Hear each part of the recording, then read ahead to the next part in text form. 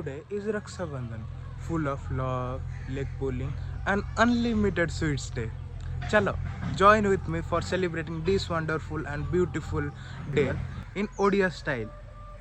ରାକ୍ଷୀଟା ଦେଖନ୍ତୁ ଛୋଟ ସାଇଜ୍ରେ ଥିଲେ ମଧ୍ୟ ଇମୋସନ୍ଟା ଫୁଲ୍ ଡବଲ୍ ଏକ୍ସେଲ୍ ସାଇଜ୍। ରାକ୍ଷୀ ଗୋଟେ ଏମିତି ଗୋଟେ ଫେଷ୍ଟିଭାଲ୍ ଯାହା ଭାଇ ଆଉ ଭଉଣୀର ରିଲେସନସିପ୍କୁ ସେଲିବ୍ରେଟ୍ କରାହୁଏ। ଆଉ ହଁ, ଆଜିର ମୋ ଡାଏଟ୍ ପ୍ଲାନ୍ ପୁରା ଖତମ। ହଁ, ଏମିତିରେ ବି ମୋ ଡାଏଟ୍ ପ୍ଲାନ୍ କିଛି ନଥିଲା, ମୁଁ ଯାହା ଚାହୁଁଥିଲି ସେୟା ଖାଇ ପକାଉଥିଲି। ମୋତେ ଦେଖିକିନା ତ ଲାଗୁ ହେଇଥିବ ଆପଣମାନଙ୍କୁ।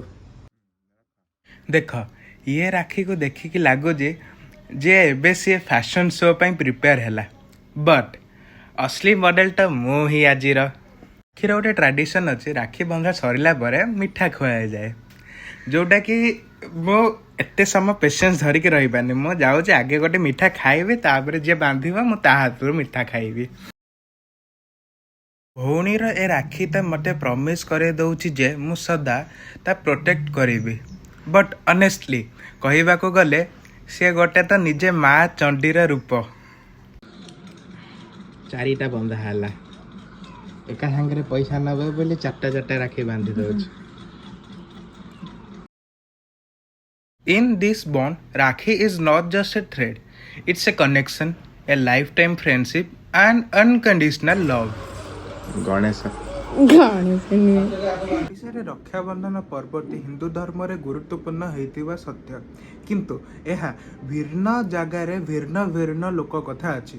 ଆମ ଓଡ଼ିଶାରେ ଦେଖିବାକୁ ଗଲେ ଏହା ଗହ୍ମା ପୂର୍ଣ୍ଣିମା ସହ ପାଳନ କରାଯାଏ। ପୂର୍ଣ୍ଣିମା ହେଉଛି ଗୋ ପୂଜାର ଏକ ପର୍ବ। କୃଷକମାନେ ଚାଷ କାମରେ ବ୍ୟବହୃତ ହେଉଥିବା ଗୋ ଓ ବୃଷଭଙ୍କୁ ପୂଜି କୃତଜ୍ଞତା ଜଣାନ୍ତି।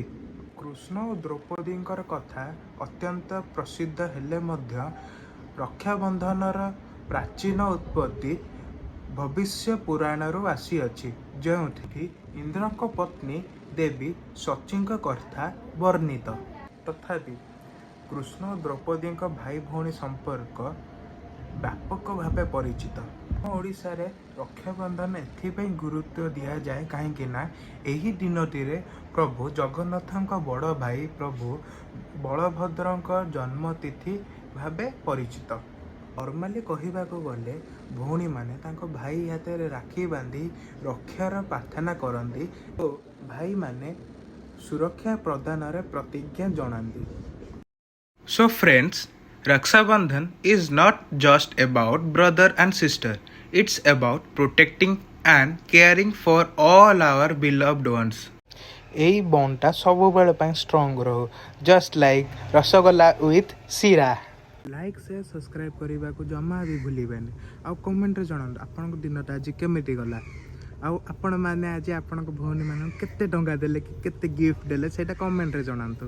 ଆସୁଛି ଆଗାମୀ ବ୍ଲଗ୍ରେ ଏମିତି ଆଉ ଗୋଟେ ଷ୍ଟୋରି ସହ, ଆଉ ଗୋଟେ ବ୍ଲଗ୍ ସହ। ଟିଲ୍ ଦେନ୍, ଜୟ ଜଗନ୍ନାଥ।